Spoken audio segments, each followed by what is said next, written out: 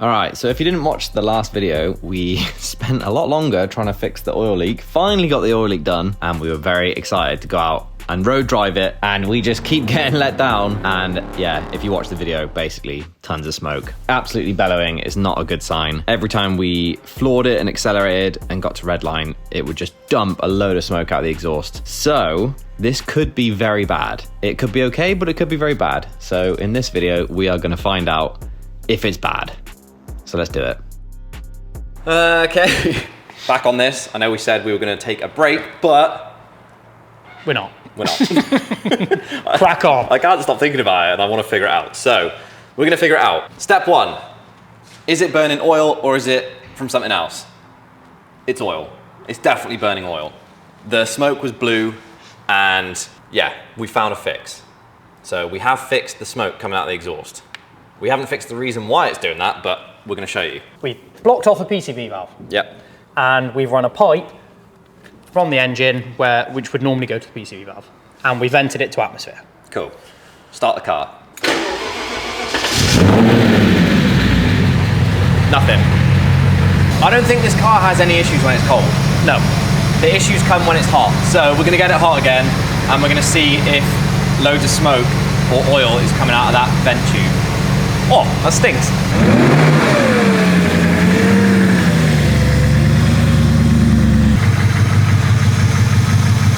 That? Yeah. So, plan is, we're gonna put a bottle at the end of that, just so oil doesn't go everywhere when we drive. And we are gonna go for a drive. Because we need to get this really hot and compression test it. All the issues happen when it's hot. So, we're gonna rig up that bottle, we're gonna go for a drive. We'll show you that there's no smoke coming out the exhaust. So it's definitely oil coming out the PCV caused by excessive crankcase pressure. So yeah, we haven't fixed it, we're diagnosing. Shove that down there or something. That's tucked away there. See what it does. Let's go for a drive.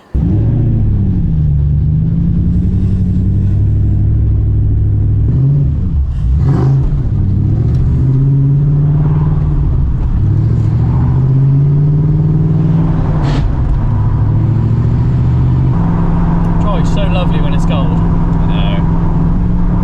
She's up to temp, so we should get there. Yeah.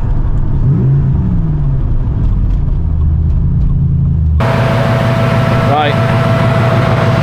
Oh yeah.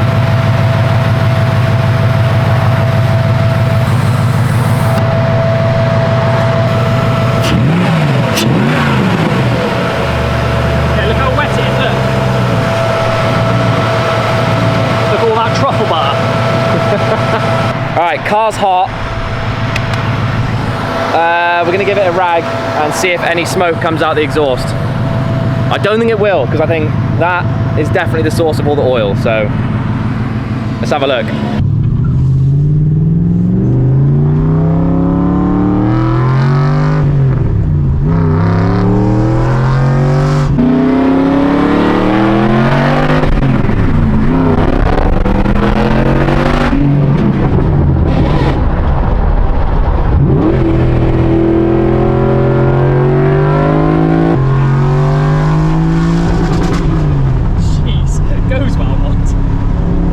And no smoke. No smoke at all. No. Does go well, doesn't it? Goes really well actually. Feels good. And this is an unhealthy engine as well. Yeah. Like, that power is real good. Yeah. But yeah, no smoke. No smoke out of the exhaust. We can confirm it's definitely oil causing that smoke. Yeah. So that's good. Let's get this back. It's real hot and we're gonna compression test it as quick as we can whilst it's still hot. Yeah. Compression test, quick. Right, first thing. We've already prepped for this. Fuel pump. We want to disconnect that.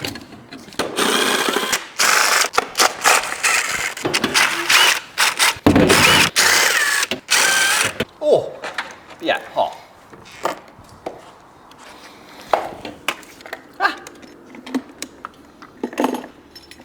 Straight on the gun, spark plugs.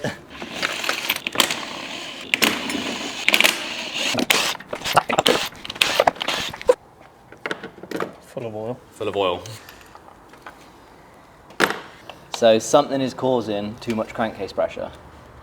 And We don't know what. One of the things can be like worn piston rings, can't it? Yep. And a compression test is going to tell us that. And also we've got the hot start issue, like it struggles to start. So that could also be that as well. So we're going to find out. Right, First one. let's go.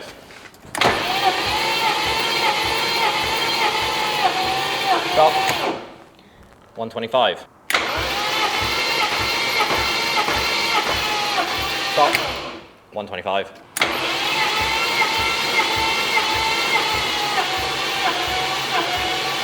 Stop. 125.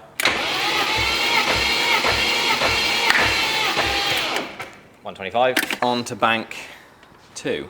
Cylinder number 5. So to start with, we were kind of just looking for consistency, because that's what we've always been told, is that consistent compression readings is more important. Some of the gauges can be different, they can read different readings. So we were looking for consistency. So when we keep seeing 125 or around that, we were kind of thinking that that was okay. But we did some Googling, and the manual for these cars says that no cylinder should be less than 190 PSI for compression. So it's not looking good. Right, number 7.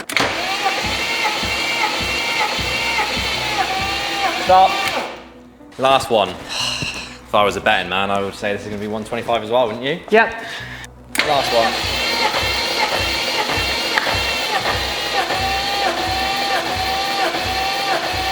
Stop. That went to 160. Oh, wow. What? That went to 160? Yeah. Does that mean all 7 are low and that's the only high one? Oh, God.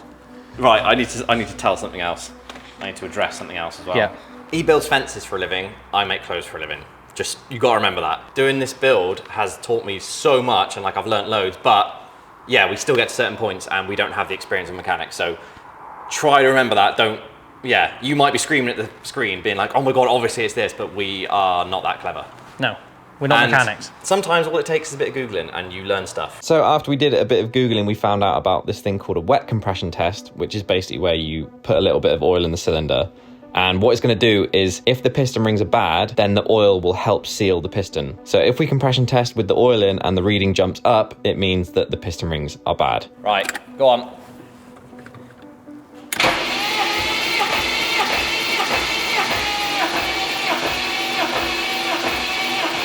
Stop. High. 180. 225. There you go. That's normal again then.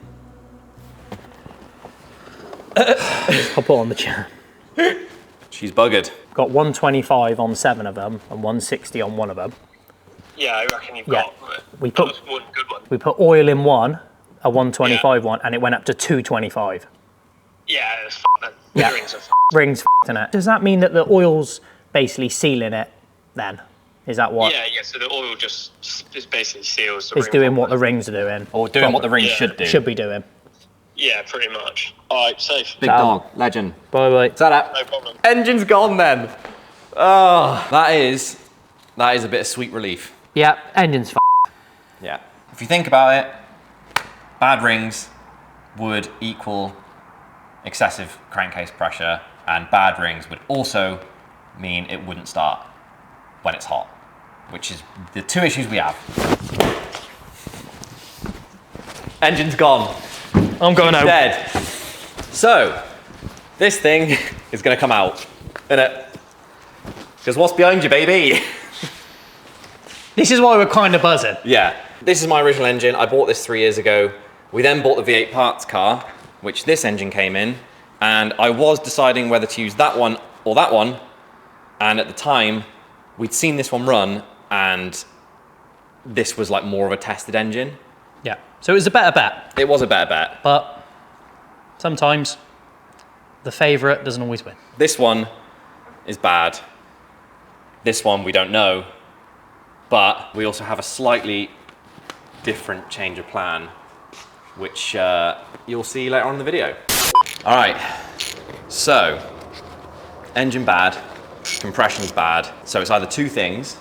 It's either the piston rings, which are worn, or the liners of the actual cylinder have worn and gotten wider. So either way, something's getting past the pistons. I reckon it's the liners. It could be the liners because, I reckon because it's on all of them. yeah, And it's Nixil. it is Nixil. If you don't know what Nixil is, don't worry about it, but this block is Nixil, which is an old BMW thing. They ended up updating them because sulfur and fuel ate away at the liners. They do say if there's still a Nixil engine kicking around today, like this one, it'll be fine because there's no sulfur and fuel anymore. But Nixil still has bad juju to me. So they updated it with Alusil. So that block over there is my original engine that I bought. That is Alusil, which is better. But as you all saw in the video last week, the oil was very glittery. Is that metallic? We were aware of it. I didn't want to put it in the video to draw people's attention to it. We're just going to look in the oil filter and just check. And if this has got metal in it, then we absolutely know for sure this engine is dead.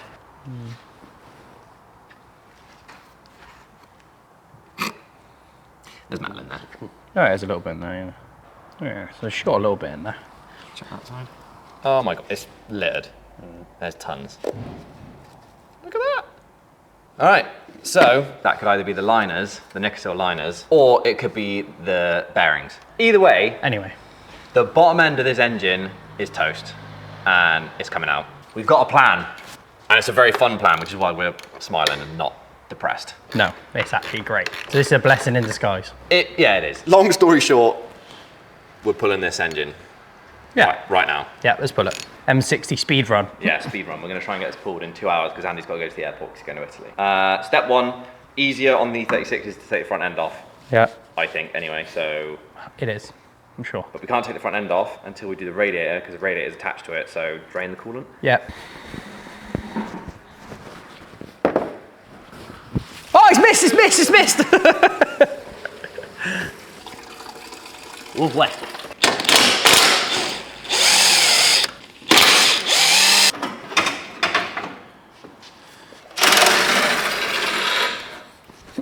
Film this screwdriver.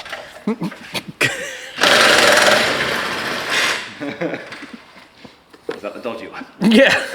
Look at that, just missed.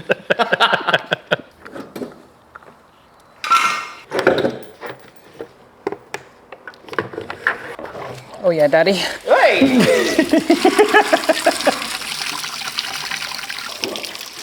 I don't think there's a good location for the bucket though, is there? That bit of sun is unbelievable.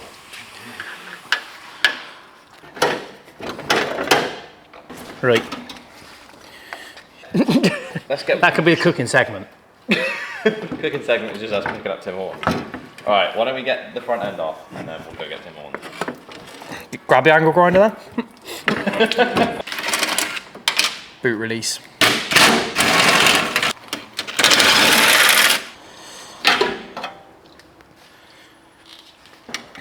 Remember this when we put it all back together. What? Yeah, that's true. All right, bonnet release cables. Done. Shut. Oh yeah. Nice. Cock. Yeah, bad. Right, we're quick pit stop to Tim Hortons. What's he done there? Andy, no one cares about Volvos, mate. It does. I was going to buy that old engine off you, but nah, it's alright, mate. Look at that as well. Let's gangster. Some Some boy. some boy. Turn it up. Summer vibes.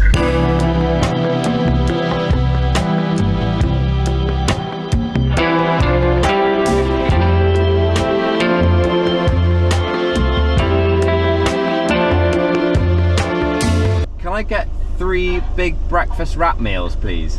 Chipotle is the move as well. That's like the sauce that they put in it. Yeah, and it's just like banging. One thing a lot of people will say, and we probably should clear up. What? They're gonna be like, why didn't you compression test the engine before? We didn't have a compression test kit, and we were just too excited to get the car in, engine in. We had the dog in us, we lobbed it in. Back at it. Full bellies. Front end's off, so next thing is exhaust. Pallet line. Wow, look at that little stubby. He's looking for something. He's Yeah. looking for something. Got that engine in here, mate. Wow.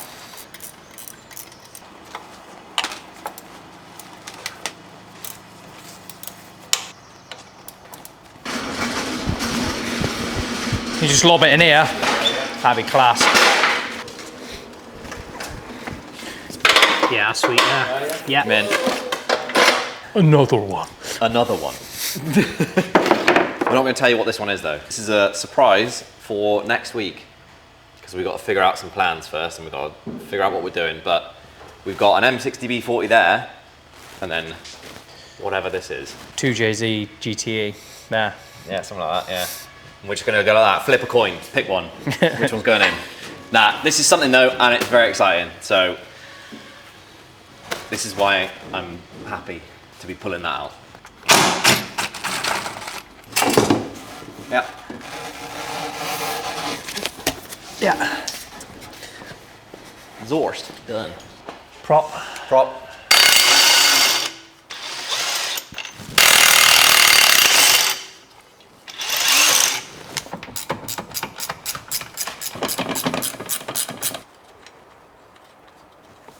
Yep.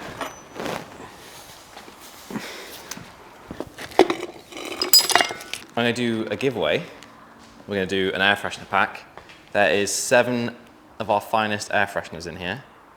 So if you want to win the air freshener pack, all you got to do is leave a comment down below. I want you to comment either what do you think is in this vicinity? What do you think that is? And if you don't want to guess that, then what else? Best UK service station.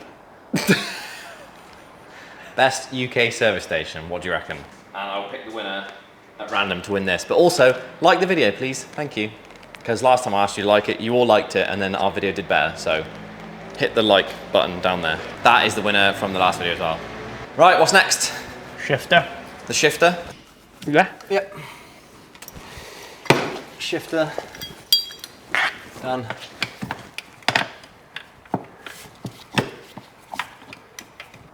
Oh, you're joking. Really edgy. Hey! Down the armpit. Oh, it smells lush, though. It does.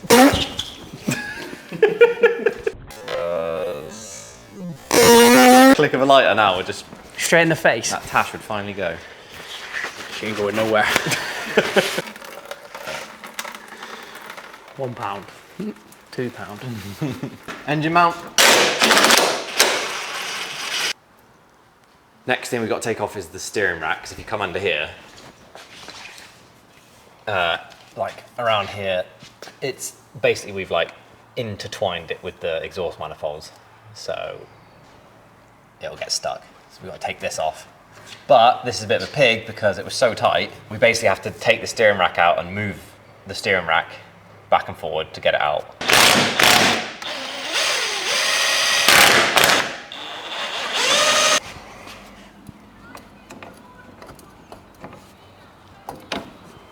Lovely.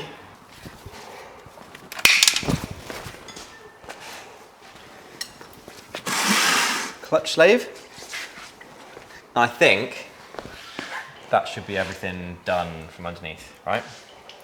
Fuel lines, clutch, shifter, prop, exhaust, earth straps, power steering lines. Up top. So quick when you Yeah. when you just smash through it, isn't it? Yeah, I always pull it on there and got that.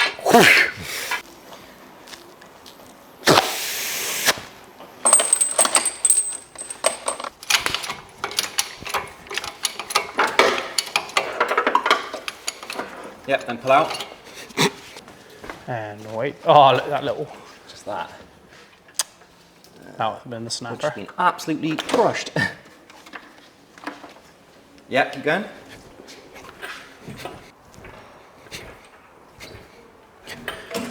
Up.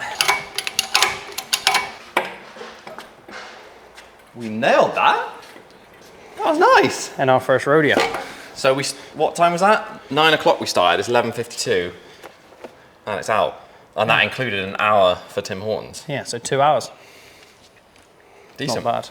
We are moving backwards, but we're not. We're moving backwards to go forwards. To do a big jump forwards. Yeah. I'm afraid this is going to be a bit of a short video, this one, isn't it? Could be. Could be. Andy's got to go on holiday. I'm going on holiday. I'm going to Newcastle to go see Mick. And I'm leaving in an hour. So, we're going to have to love you and leave you for this week, don't we? We are. The end result is the bottom end of this engine is cooked. Either the cylinder liners are worn, the Nickel liners, or the piston rings are gone. There's definitely some metal somewhere, so either the bearings are going or the liners are going. It was burning oil like crazy. It's not an issue, because I've got 3 engines now. I'm buzzing. Oh yeah. I'm actually buzzing. I'm buzzing that like, this was bothering me for a few weeks. Yeah. I'm glad it's done and out. Sorted. Sorted, yeah. And we got a plan. Yeah, drop a comment down below. You will win that air freshener pack, and I will see you in the next video where big things are happening. And I'm very excited. So, cheers for watching. Goodbye.